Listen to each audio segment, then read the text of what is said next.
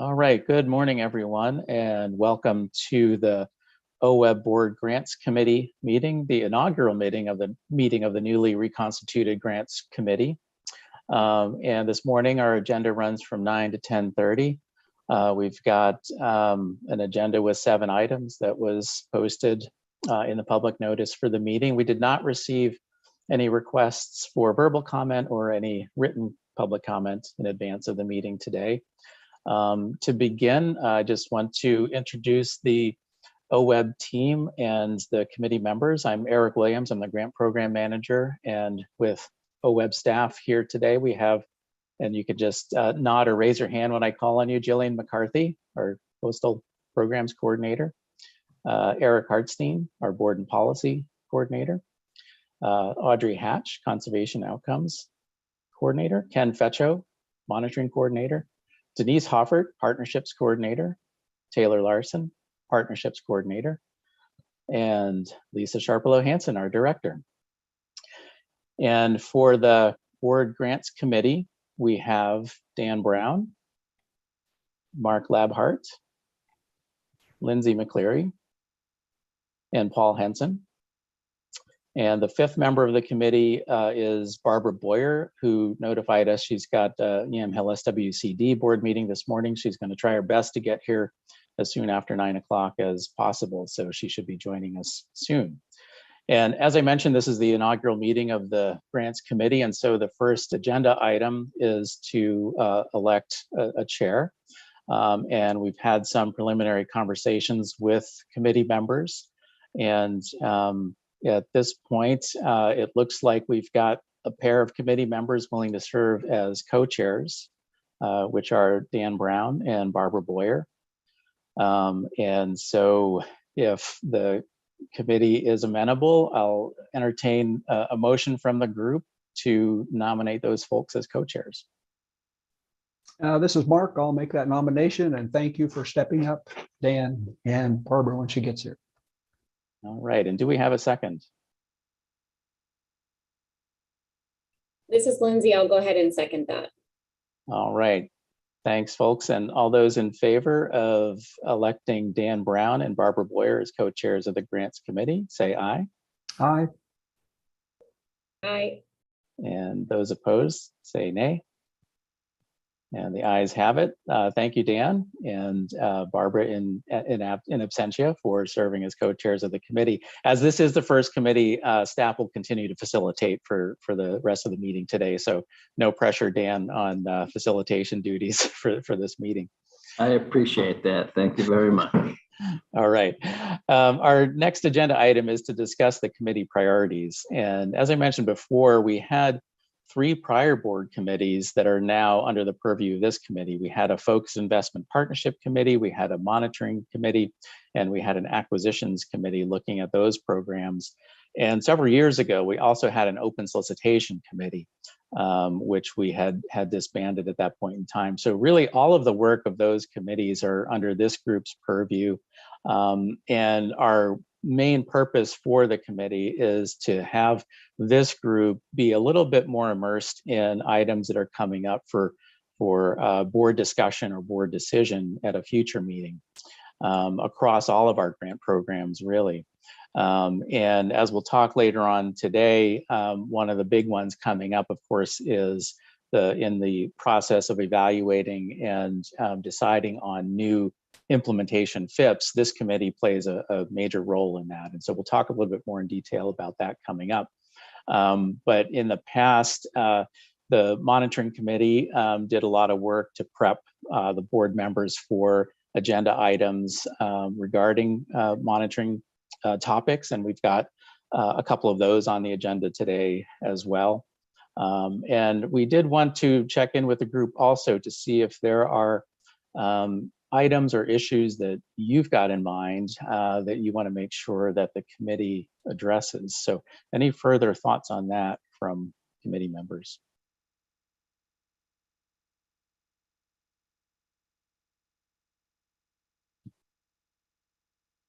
All right. And of course, as time goes on, we can communicate in between meetings to make sure we get agenda items that you would like to see. So the next item on the agenda is telling the restoration story project applications update. And Ken, our effectiveness monitoring coordinator, and Audrey, our conservation outcomes coordinator, will update the group on the telling the restoration story applications received. So I'll turn it over to Ken and Audrey. Thank you, Eric. Good morning, committee members. For the record, Ken Fetcha, OWEB's Effectiveness Monitoring Coordinator. And we just want to provide an informational update for you guys on the telling the restoration story. This grant offering was paused during the economic downturn, and after the spending plan was approved in July 2021, Audrey and I have been working to get this grant program up and running again. Just a little bit of a background on the telling the restoration story. It's a targeted offering, and we work with our regional program reps or RPRs to help identify grantees or projects or efforts that might be good in highlighting to help the grantees, but also help OWEB staff and the board learn more about ecological outcomes that are emerging from OWEB's investments in restoration and also in monitoring. And so the idea is to identify projects that are significant investment in OWEB funding has occurred, and there's existing monitoring data that can help describe outcomes from those restoration actions. Often the projects that we are highlighting, folks that we're working with have implemented multiple restoration projects in a given area over time. And the idea is to compile existing data to develop outreach products that really kind of describe the restoration successes and challenges for those projects. So these stories that develop a variety of outreach products describe the factors that lead to quantifiable restoration success and the impact of restoration in landscapes and communities across Oregon.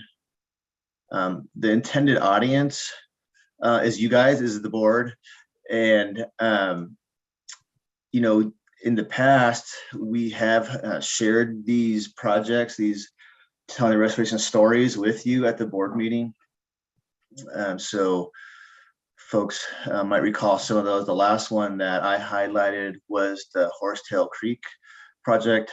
That's a tributary to the Columbia River.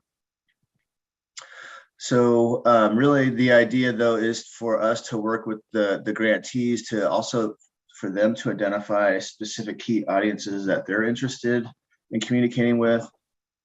So it's a win-win there. And their audiences range from landowners, also other funders and practitioners that are working in a similar type of landscape. So the lessons learned can be shared with people who are in a good position to make use of them and apply them for high impact. So a couple examples there is also about a year ago, we had Jared Waybright join us from the McKenzie Watershed Council talking about stage 0 restoration in Deer Creek. And so they developed a fact sheet that kind of helps describe the concept of stage 0 river restoration actions to help inform other practitioners and sort of technical audience. And then also there was the Long Tom Watershed Council working on oak prairie restoration efforts in the Willamette Valley to share with other practitioners sort of the progress they've been making on their restoration actions. So we've completed 9 projects so far, and those are all highlighted or focused on our highlighted projects link on the OWEB website. And really that's the idea there, is to help disseminate the products. Often we're linking to the partners website where they have those products. And we also have sort of an RGS online map where you can click on it and see how these projects are distributed across Oregon.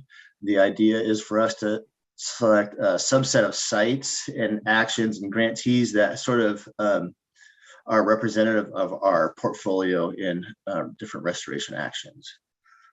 So with that, I'm going to turn it over to Audrey Hatch. Thank you. Yeah, thanks, Ken. And just to wrap up, so the kind of with a status update and a little bit about the next steps on the offering.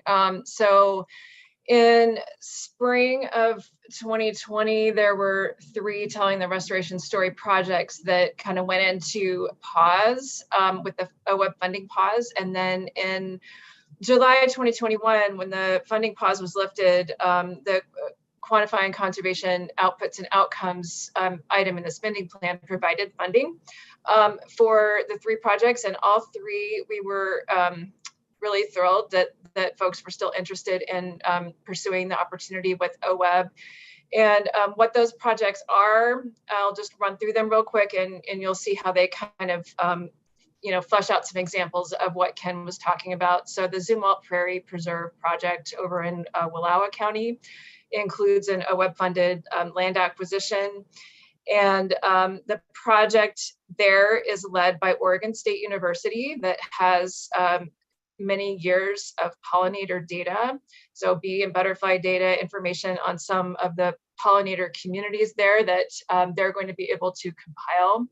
And they're going to be able to produce, working closely with the Nature Conservancy and OSU Extension, they'll produce several products, including a story map, a technical write-up, and several fact sheets that really look at how some of the best management practices there, including grazing, are playing out, and what that habitat is able to do for those pollinators, and working with TNC and OSU Extension to kind of get the products out in the hands of folks that'll be able to use them.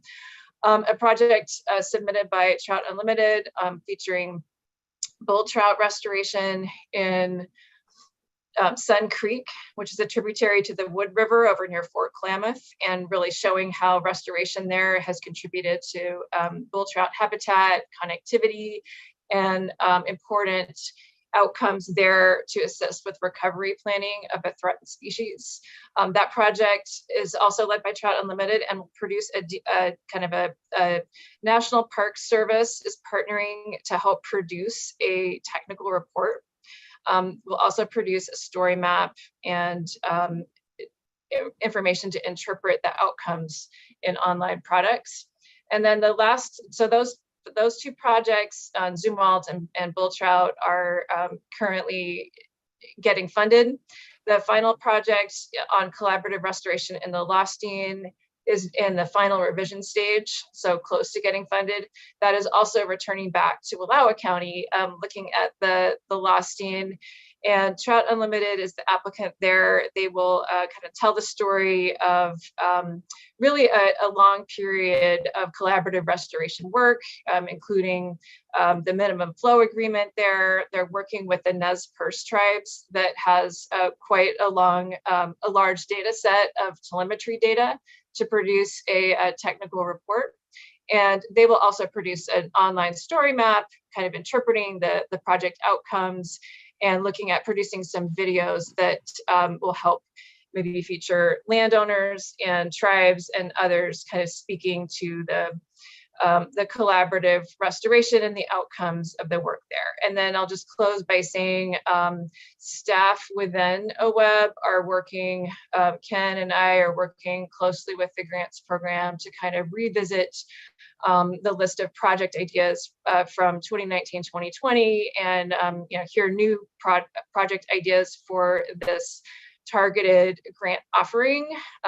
Thank you. Ken and I are available for any questions. Eric. All right, thanks both Ken and Audrey for that. And we've got a hand up from Mark. Yep, thank you. So Audrey, if we summarize all those projects, dollars committed from OWEB, what would that total to? Do you have an idea? Yeah, thank you for the question. And that information is something that we work with the grantee to compile and present. I mean, we have some information when we work with the grants program to look at the short list of projects.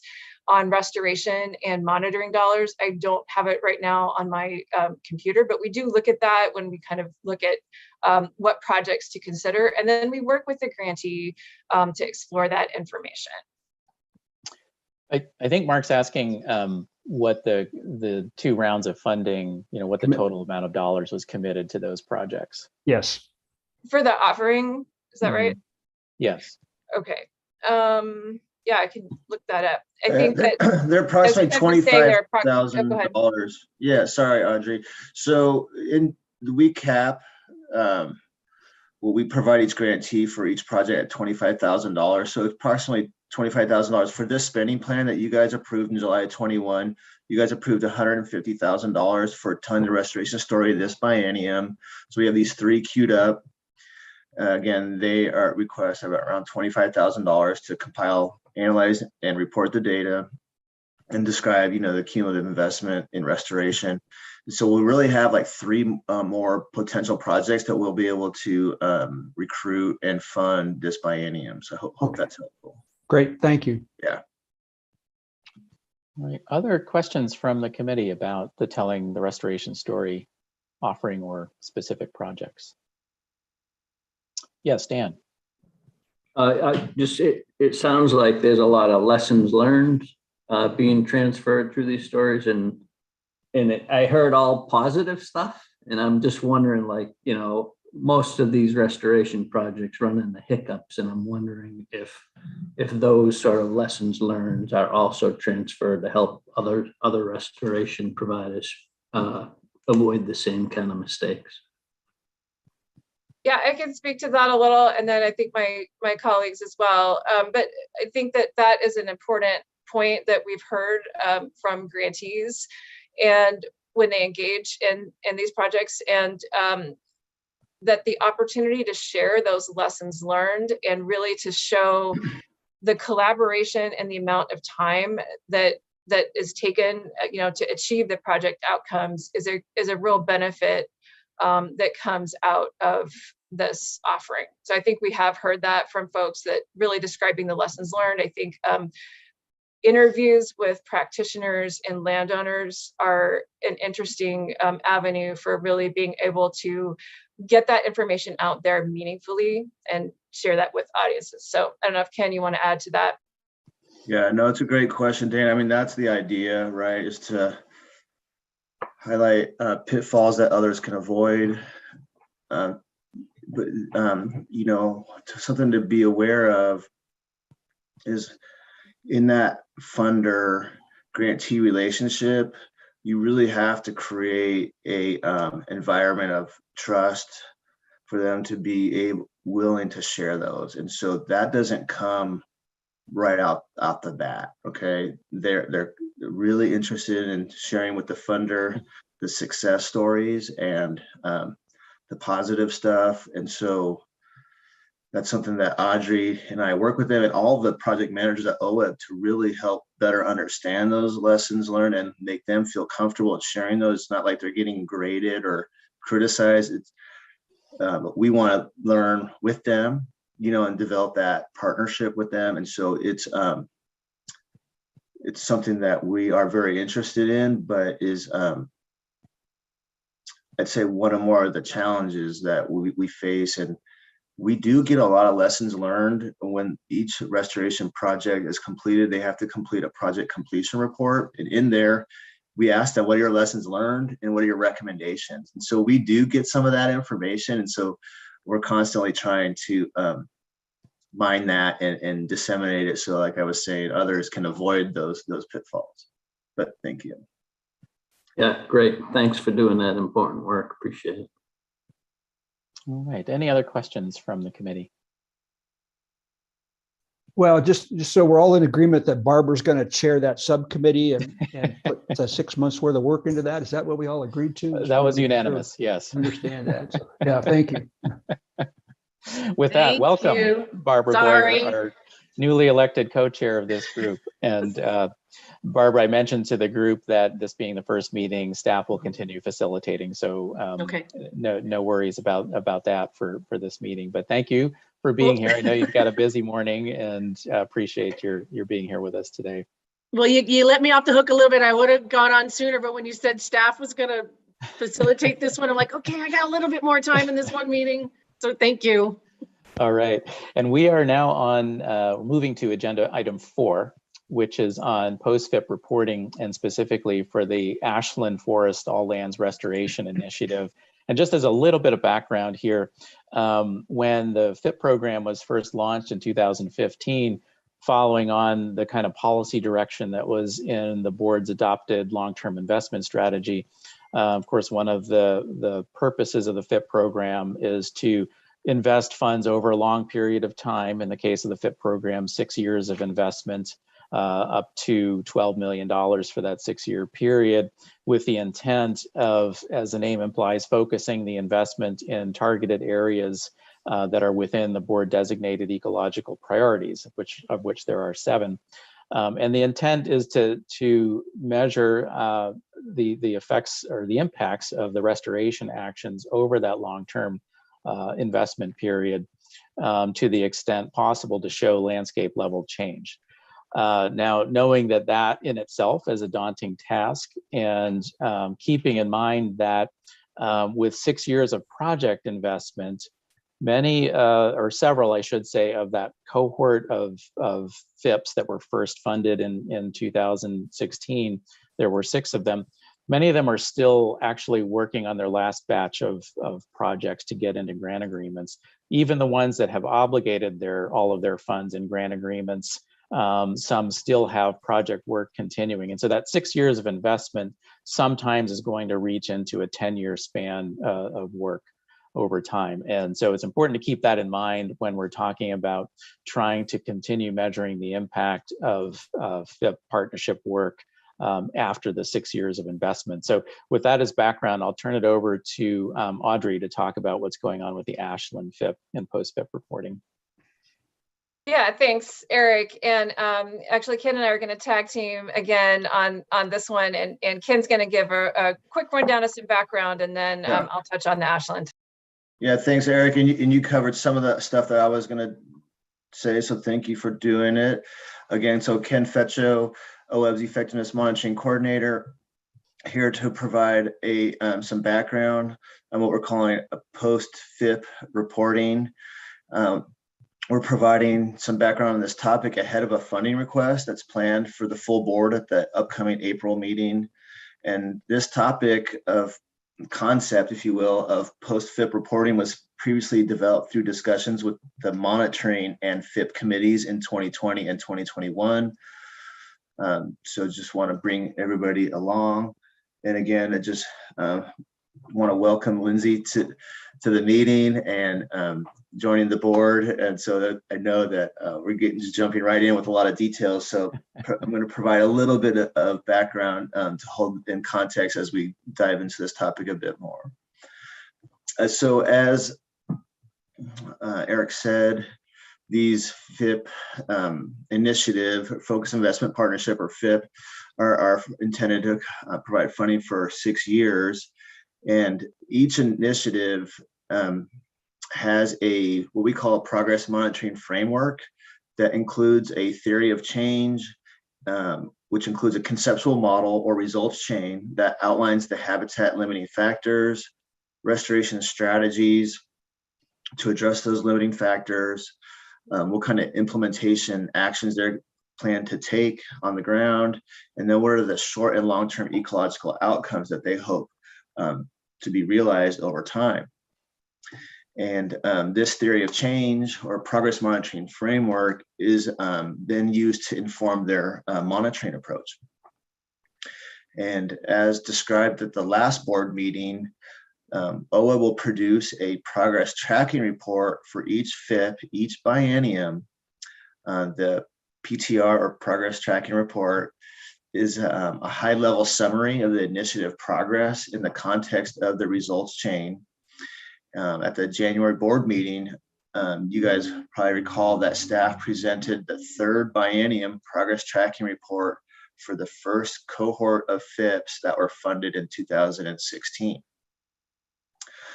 But because it takes time to achieve ecological outcomes beyond that sort of 6 to 8 years to spend the FIP funding and get the projects implemented on the ground.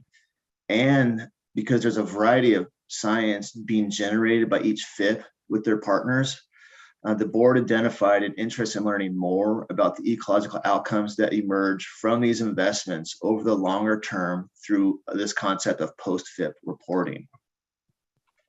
So some of the goals of post-FIP reporting really will serve, we see it as a final piece in tracking FIP investments and articulating to the extent possible the ecological outcomes that have been achieved by the initiative or the trajectory toward ultimately achieving those outcomes. Post-FIP reporting is intended to provide the OEB board, the FIP partners, and other stakeholders a more complete understanding of the investments in that initiative in order to inform future board decision-making and adaptive management of the FIP program. And the reporting of these ecological outcomes will be done in the context of the results chain. So sort of leveraging the planning tools and some of the reporting that we've provided in the past. So now I'd like to turn it over to Audrey to provide a little bit more details on this concept. Thank you.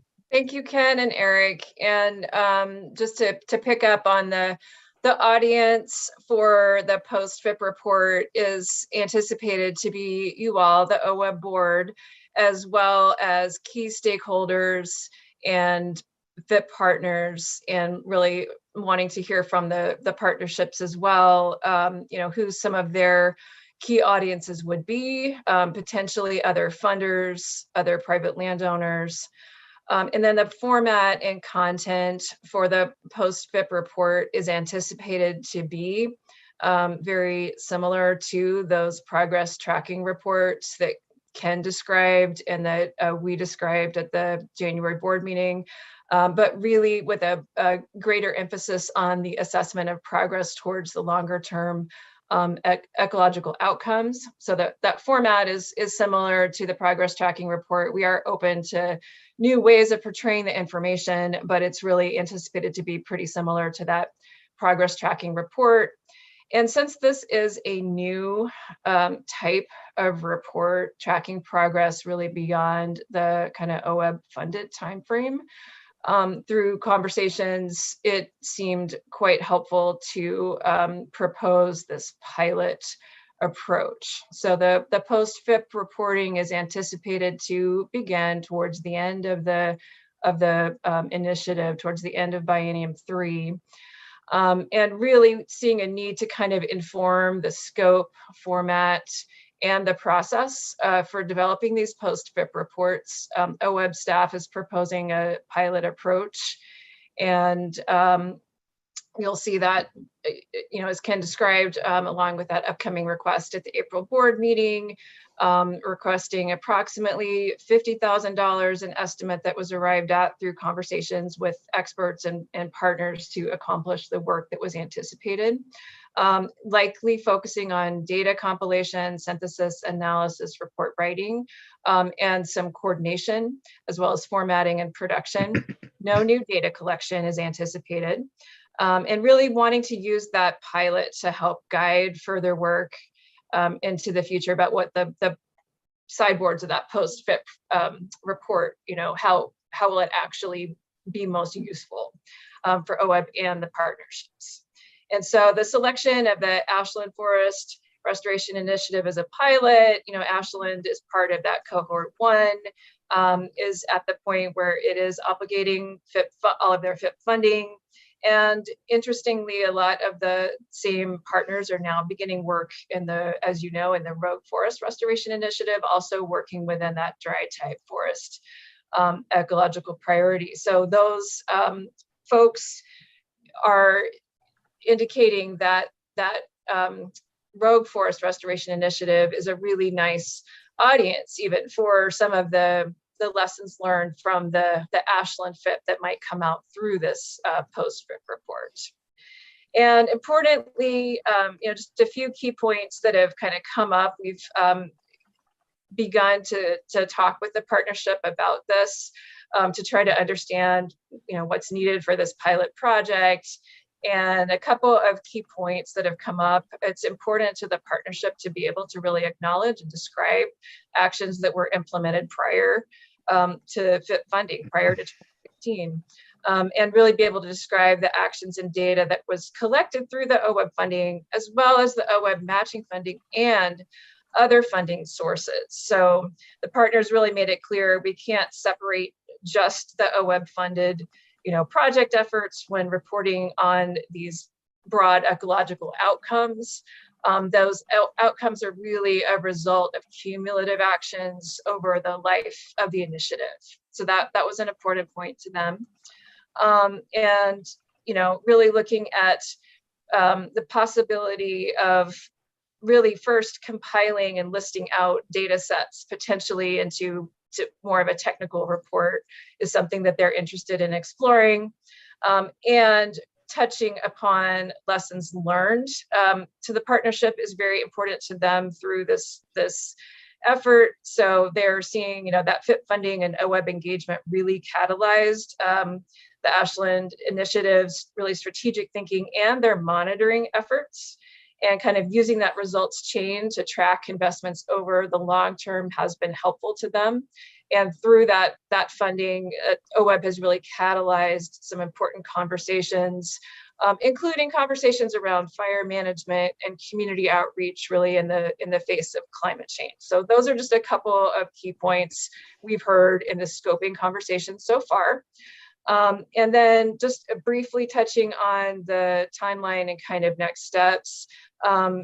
Following the request at the April board meeting, just kind of laying out the future a little bit, anticipating working with the partnership to hopefully submit a grant application and begin work by the end of the calendar year. So thank you, Ken. Thank you, Eric, for the opportunity to provide this update.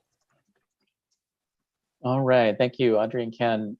Let's go to questions or comments from the committee. We've got Lindsay first. Good morning. Thanks for that update.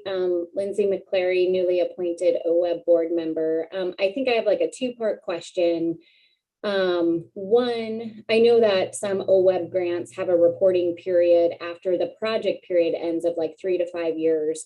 So just a procedural question on like what is the current FIP FIP project reporting period right now? And then would this pilot program be used to maybe structure other reporting requirements for future FIPs? Yeah, Eric Cartstein, do you want to help with that? Because there probably are restoration grants that are open that still have some post-implementation status reporting attached to them. Yeah, absolutely. Good morning, for the record, Eric Cartstein. So Lindsay, the project level applications or the projects that the Ashland Forest FIP is implementing, they do have reporting requirements, the post-implementation status reports that will be due as they're wrapping up those grants. This will be a little bit different in that it's reporting the entirety of the FIP, not at that project specific level. So what I think Audrey is describing would be a pilot that would be set up for all the FIPs in the future, as they're reporting both at the project level with their grants, periodic reporting to the board as they're implementing their FIP, sort of at that landscape level. And then this would be the post-FIP report. So kind of a template for future FIP initiatives to follow.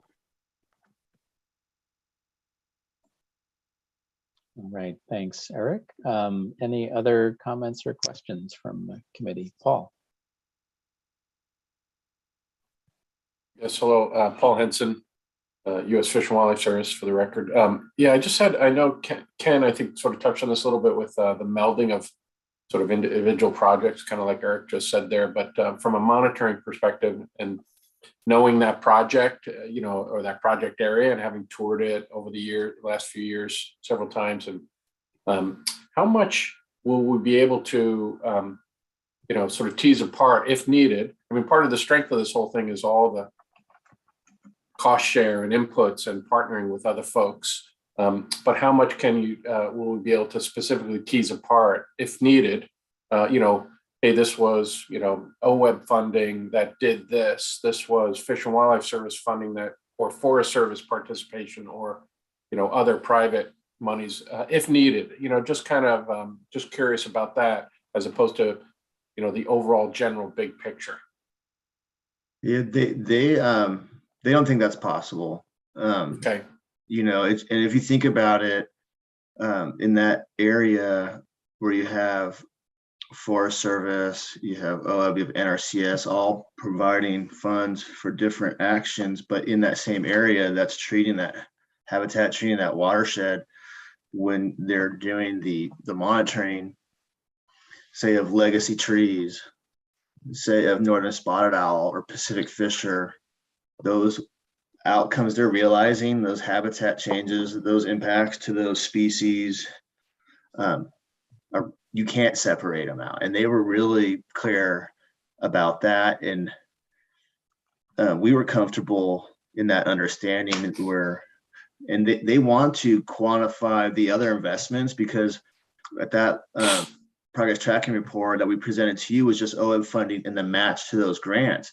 But there's other actions happening with other funding sources, and they want to take an opportunity to describe that so that that is understood when looking at the myriad of ecological outcomes that their data is informing.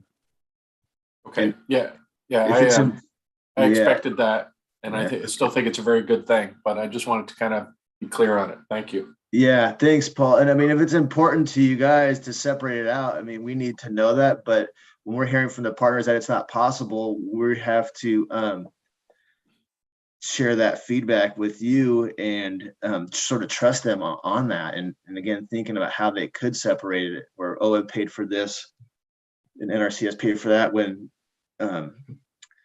it's a mosaic of treatments over time and space. It would be really hard, I think, to separate that. Yeah, you're actually helping me practice my response to some of my leadership. So, okay. Because what you say makes perfect sense. So thank you. Okay, thank you. That happens a lot with Ken, that what he says makes perfect sense. It sounds like, Denise, did you want to jump in on that before we go to Dan? Yeah, I just wanted to also say that in those conversations that the partners were pretty clear that there were some things that couldn't be measured very well. And so OWEB's investment helping catalyze interest from other partners to come to the table, they said was a really important part of the story, but is kind of a tough thing to measure. So just having OWEB support there to open the door for conversations for making this long-term investment there was a really important piece of the FIP. So I just wanted to, that squishy social part that's kind of hard to measure in a project tracking report. Thanks, Denise. Let's go to Dan and then Eric. Hi, thanks. And I might be repeating myself. I might have said something like this when this project was presented to the board, but I want to say it again because I think it's important. And I understand also it's beyond the scope of OWEB. But this project was really, really successful and a really great case study. And there's an incredible amount of work that needs to be done across the landscape with this kind of forest thinning. And my understanding is it's just super controversial. Some people just do not want public lands harvested and thinned, even if it makes good sense. And I don't necessarily know that OWEB has a role in helping to facilitate this conversation on a broader scale. Maybe OWEB brings some credibility to the value in doing that kind of work. But I know the state of Oregon is investing a lot of money into thinning projects. I know the federal government is investing a lot of money into thinning projects, and it'd be great if if we could take that sort of divided view on this stuff and somehow find sort of the common path forward. So it just sort of, again, it's not OWEB's responsibility, but you've got some fantastic sort of winning projects here. And to the extent that can kind of grease the skids for others, I think it'd behoove us to take advantage of that. And thank you, Dan, for measuring. The partners have talked to that. So we've met with the partners twice, and that's come up. And they were able to sort of measure that in their, they did some social monitoring. So they did some surveying, and they feel like one of the biggest outcomes is sort of this social license to do these projects. And that's what sort of gave them the confidence to pursue the FIP and the row sort of in sub-basins adjacent to the Ashland forest. And so they really do want to tell that. I mean, they feel like, again, kind of building off what Denise said, OWEB's investment has brought that attention and credibility to their effort and has given them that social license to work and expand that now. And so that's something that they really are excited about and want to include in this. There's sort of multiple storylines that we've had multiple pages of notes that we're trying to keep track of, but didn't have time to share with you, but that's certainly one of them. Yeah, that's a point well taken, Dan. When we were down in Ashland for a board meeting a couple of years ago, I remember Chris, the fire chief from Ashland, who's part of the partnership down there, talking about the public engagement they've done over that very issue and how they were at that time starting to see already a transition from people seeing smoke up on the hill and being concerned to people seeing smoke on the hill and reacting in such a way as to say something like, oh, they're doing restoration on the forest again.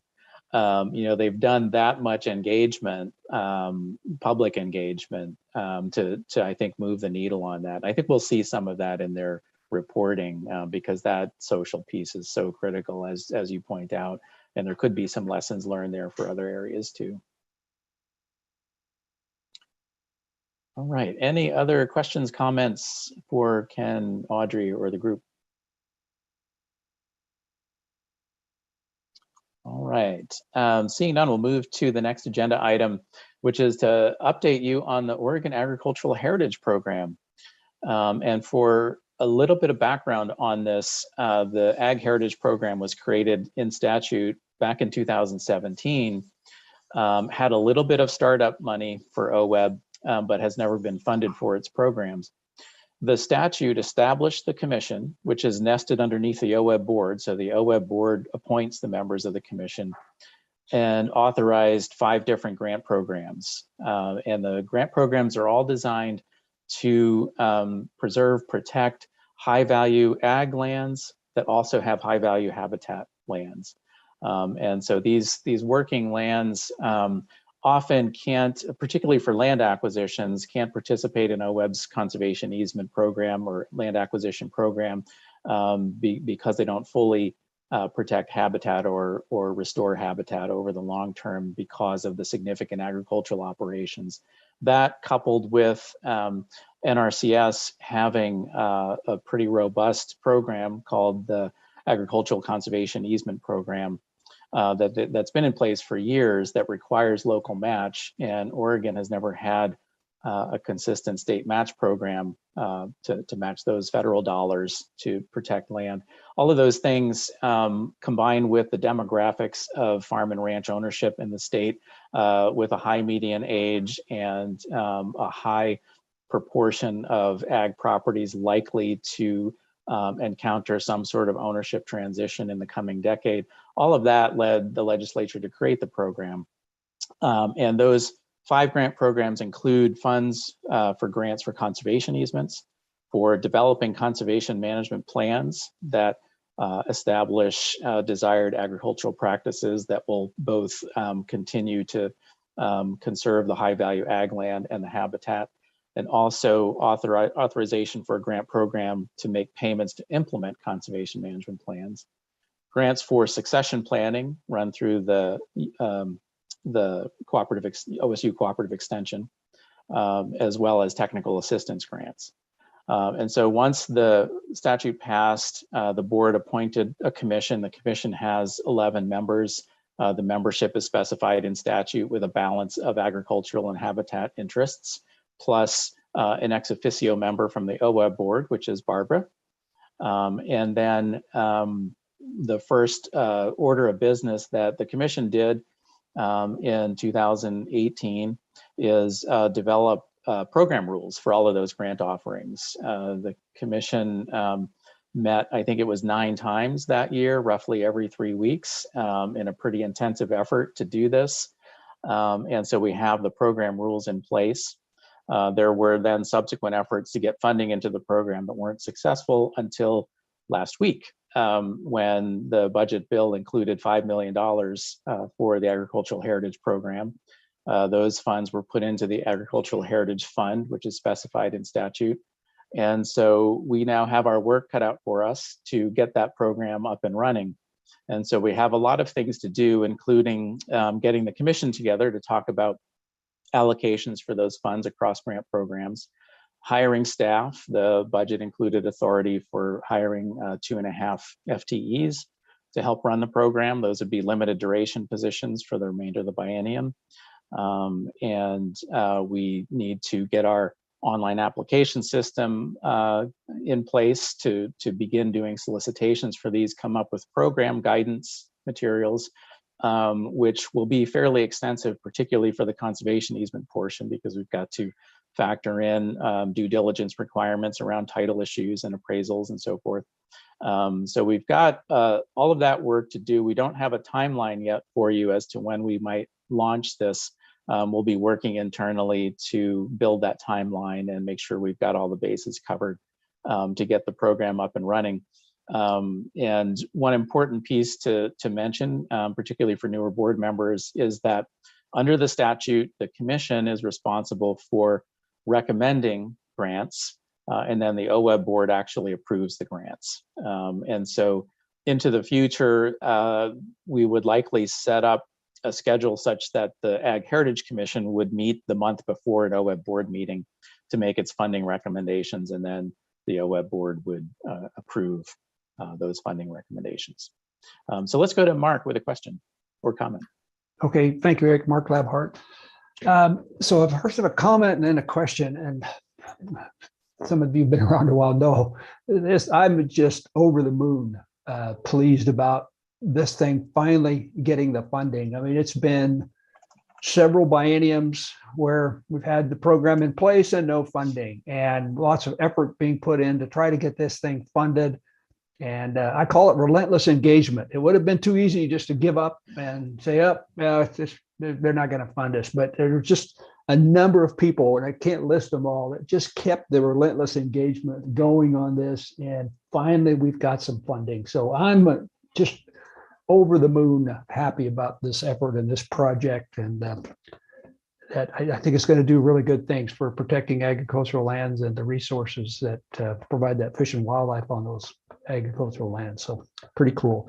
So my question, and I don't know if it's you, Eric, or Lisa, or whoever can answer it, is so is this program's not going to sunset? That's my first question. Is it going to sunset? And then the second question is the funding, we have to go back every biennium and try to get the another round of funding, or is it I want to make sure that we're not just going to get one shot of funding and then things we'll be back fighting again. So help me answer those questions, please.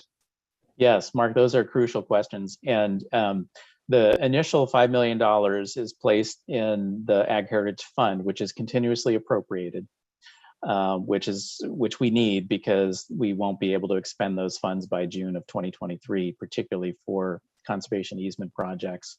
And our plan going forward is to include a policy option package in the next biennial budget to fully fund the program and the positions at what was initially envisioned as a $10 million per biennium program, as well as making those limited duration positions permanent going forward. And I see Lisa's off mute, so I think she's got a comment. Okay, no sunsetting of the program, right? It's just a continuation. It's an appropriation The program lives in statute. Okay. The authority for the program lives in statute. The administrative rules are in place. So it was simply a budget action to put money into the fund to fund those programs that are already authorized. Okay, thank you. So just a little more on that. So technical budget world, the money has gone into a fund that allows it to stay there within OWEB. We'll have to continue to ask for limitation to spend that going forward, and also ask for money to replenish it, Mark, because there's no guarantee that we'll get more than the initial 5 million that was put into the fund. So I see it as the first step in being able to move the program forward, but it will have ongoing continuous work to keep it funded and staffed into the future. Thank you. All right, let's go to Barbara and then Paul. Thank you, Barbara Boyer, for the record. So these 2 limited duration positions, 2.5, like limited duration, is that the right term? Correct. It doesn't state and how long? Is it, is it 18 months? Is it 24 months? Do they actually state it? Go ahead, Lisa. Yeah. So Barbara, they're good to the end of this current biennium. Okay. We got them for X amount of months when we budgeted it, but basically they have to be re-upped in our new budget. So we will ask in a policy option package for the positions. We're likely going to ask for them to be made permanent, along with additional funding to come in to keep the funding available at a certain level. Thank you. And just a quick follow up on that. So their salary will come out of that 5 million. Is that correct? That is correct. Okay. Thank you. All right. And Paul. Yeah, thanks. First of all, again, thanks to Mark and all the other folks that helped push this through, and through your persistence and dedication. It is exciting. I have to confess, though, at least for me personally, I'm not. I'm looking forward to catching up on a lot of the specifics of the program, but I thought I'd ask folks here: is there an expectation of are there differences between how different types of ag land might be considered or treated, like rangeland or sort of cattle or pasture operations versus traditional row crops, for example, and habitat associated with that? Any kind of distinctions there? Number one. And then my other question was also the sort of a historical, the true heritage part of a lot of, Oregon's agriculture, how much of consideration kind of the historical kind of, I don't know, if not preservation, interpretation aspects go. I'm just curious if anyone had some insights there, but again, super excited and congratulations to everyone who helped on it. Yeah, thanks, Paul.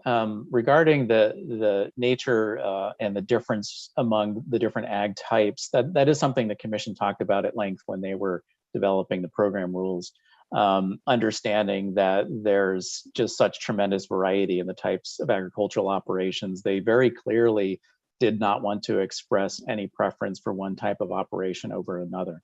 And so what that means is in our review and evaluation process, and this is part of the work that OWEB has to do to get this up and running, we need to make sure we have the access to different types of agricultural expertise to help us determine, what is the significance of this agricultural operation.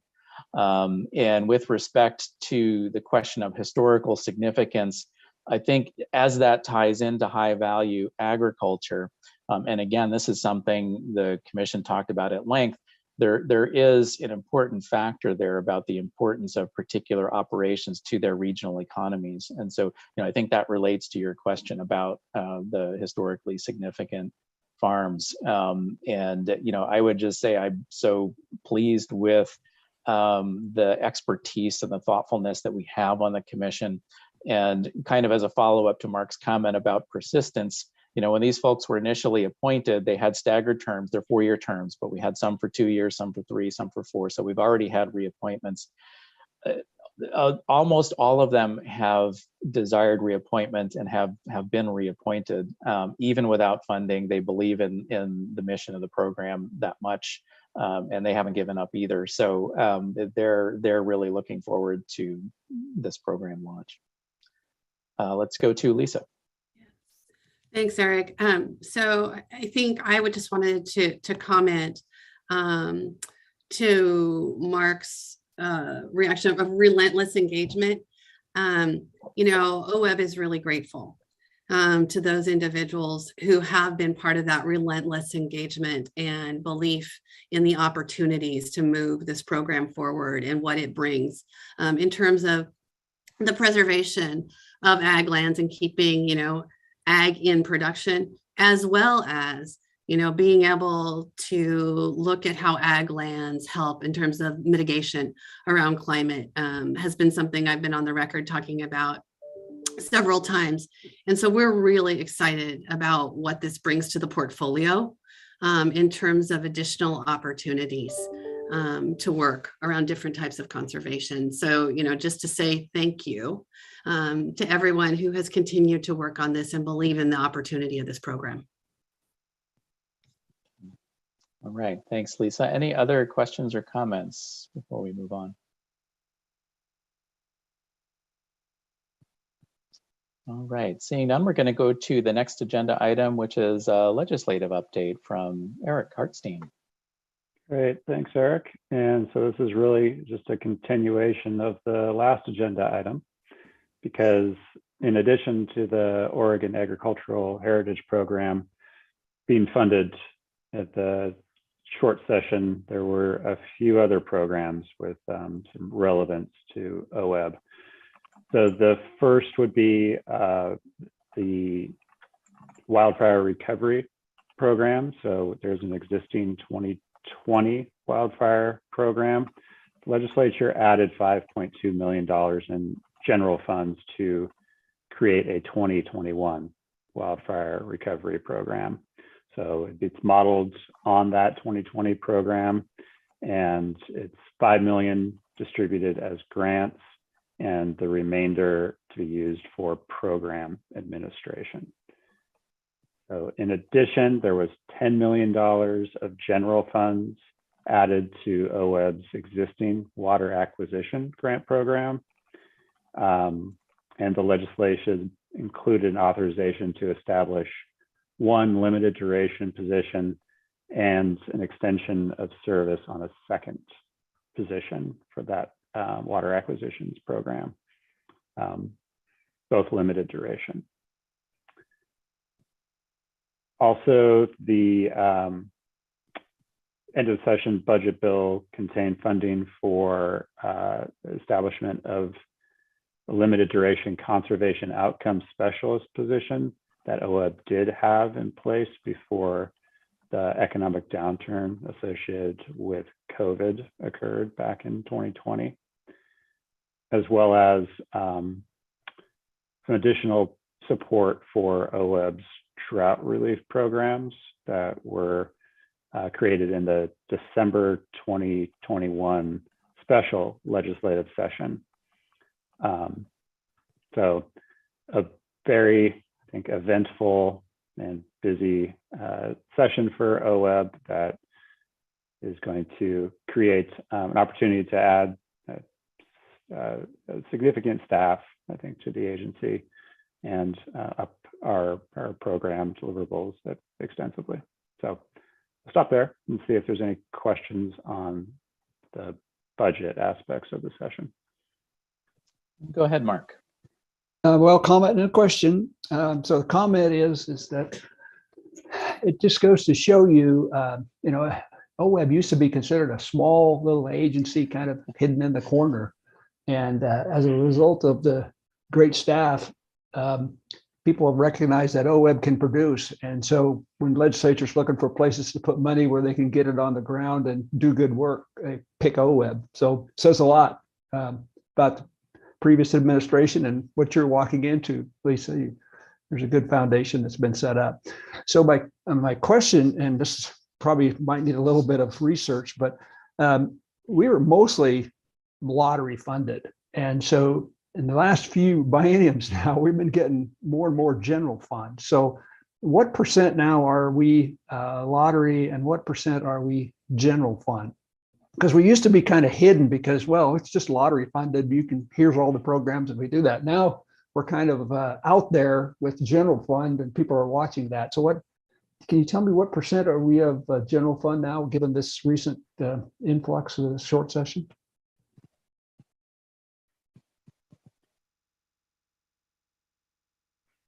I'll quickly respond. Thanks for that question, Mark. So off the top of my head, I don't know. But what I'll do is we'll work and have some of that together for the board meeting coming up as we talk about where we're at. And we'll be talking with you about what our agency request budget might look like and some concepts that we've been working on in terms of looking to the next budget legislative session. And it's our opportunity to look at staffing.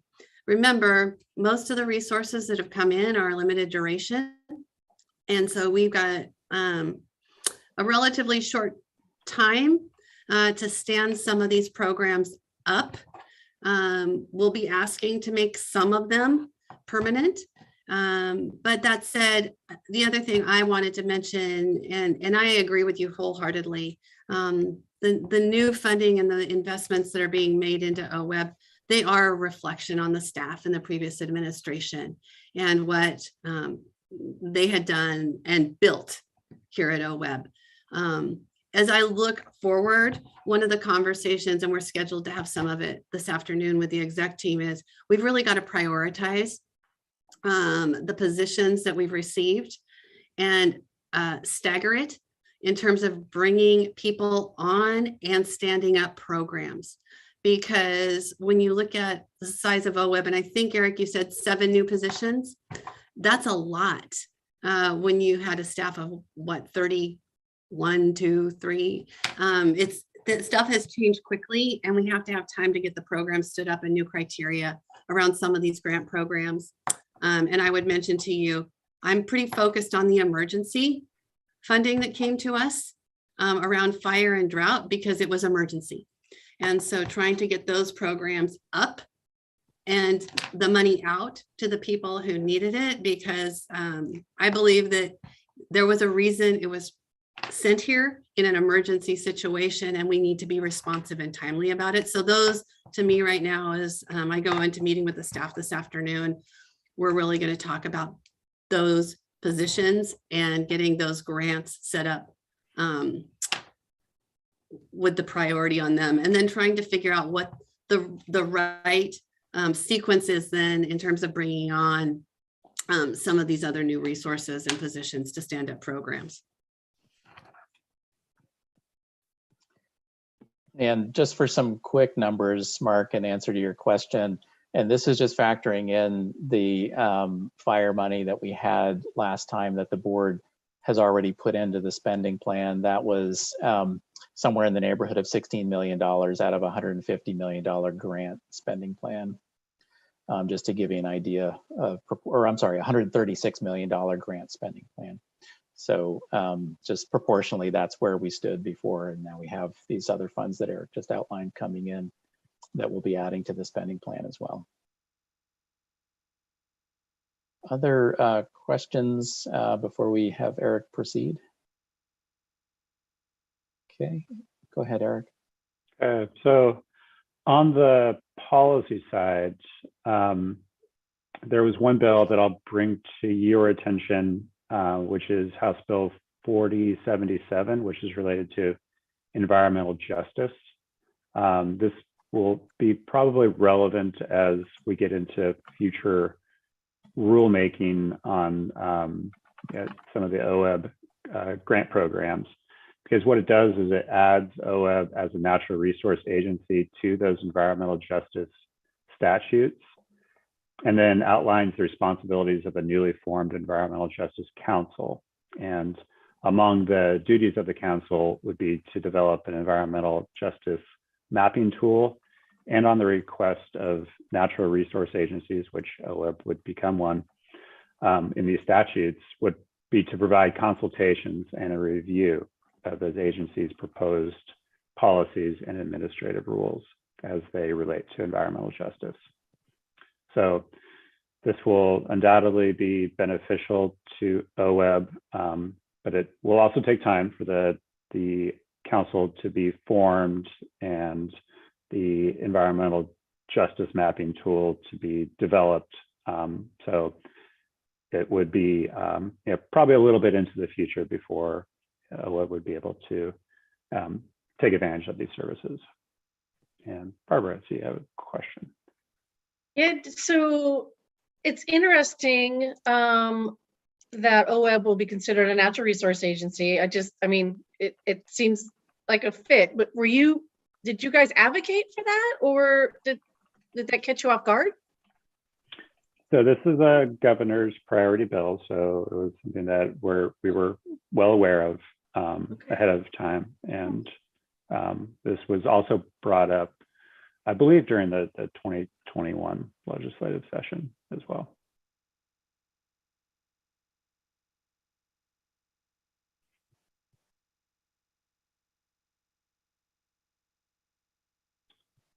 Okay. So without other questions, that's the end of the legislative update, Eric. All right, thank you. Our final agenda item is also with Eric, and this is around preparation for the Focus Investment Partnership application interviews. And this is the effort I mentioned at the top of the meeting that is probably the one that'll take up the most of this committee's time, at least in the coming months through June. So go ahead, Eric. Great, thanks.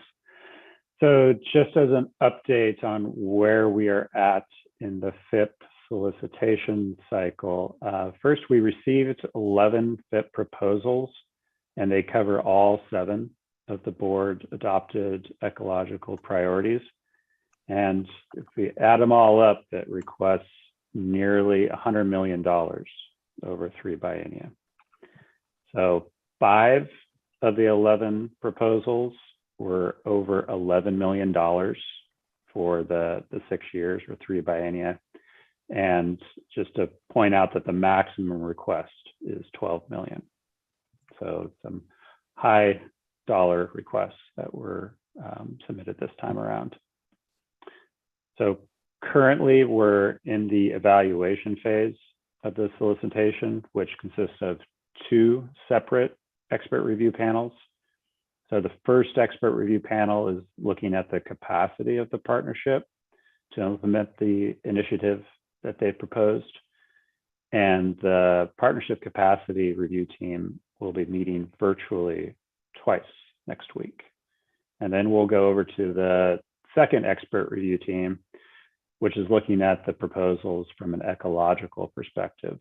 And that team will be meeting 3 times virtually from the end of March to mid-April.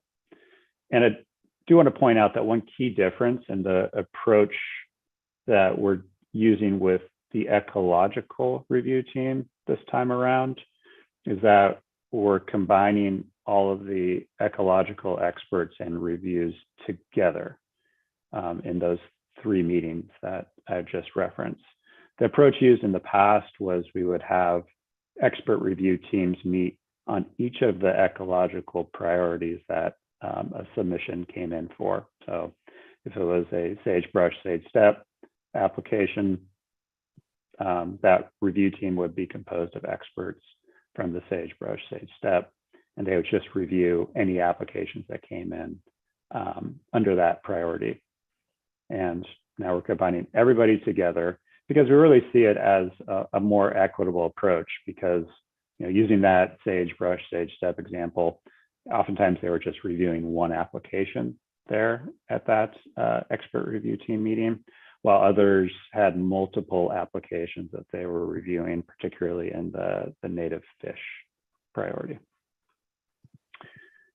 So once the expert review teams have completed their evaluations, they will be providing ratings for each of the proposals on the FIP evaluation criteria, and staff will then document those ratings and capture strengths, concerns, and other comments to provide to the grants committee and to the applicants in advance of the June 14th and June 15th meeting, where the committee will be interviewing the representatives from each of the partnerships on the first day, so on June 14th, and then deliberating on award recommendations to the full OWEB board on the second day of the meeting. So in advance of the meeting, staff will also be providing over email a set of potential questions for each partnership initiative. So the committee, you can use these during the interviews, and or you can develop your own questions to ask the applicants. We anticipate that each interview will take about 30 minutes over the 11 initiatives. So with breaks and transitions, I would be prepared for almost a full day on that first day of the June 14th and 15th meeting. So on the second day of the deliberations, what the committee has done in the past is to discuss each of the proposals based on the reading of the application, the ratings from the review teams, and the insights they gleaned from the interviews from the first day. And OWEB staff will also be on hand to answer questions during the committee discussion on that second day. And then following the discussions, the committee will be developing a ranking for each of the proposals, so 1 through 11, as well as a recommendation for the full board to consider at the July meeting, where the FIP funding awards for the 21-23 biennium will be made. So I will stop there and see if there are any questions. Yeah, Lindsay. Hey, Lindsay McClary for the record. I've had some conversations with OWEB staff on this topic and just wanted full transparency for the grant committee that I am on one of the expert review panels for the FIP applications on the ecological soundness of the project. So just wanted to disclose that and see if there's any comments or questions on that. I've spoken with Eric specifically about it and kind of wearing two different hats. And staying in those different lanes.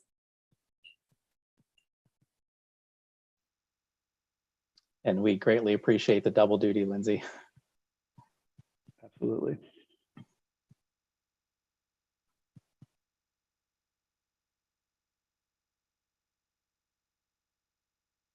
All right, and you all should have seen the calendar invite from April to hold those dates. I believe they were all day holds, but as Eric mentioned, the second day is going to be probably morning only to finalize your recommendation to the full board.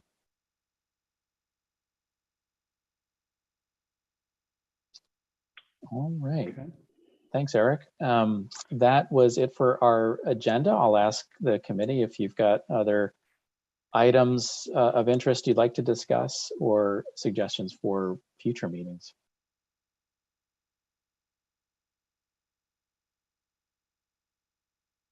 Okay, and seeing none, the June 2nd committee meeting that is calendared, we will use that time to prep for the interviews on the 14th and 15th. And by that time, you'll have had the materials in hand, and we can walk through how the interviews are going to go and any questions that you might have on that process. And Lisa, I see you've come off mute, so go ahead. So I just wanted to say thank you to the board members that are serving on this committee. It's a really important committee in terms of it's the base work that we do here at OWEB with the grants, and just appreciate the commitment and time that you all are putting forth to help us as we're moving projects and programs forward and taking recommendations to the board for funding. So thank you so much.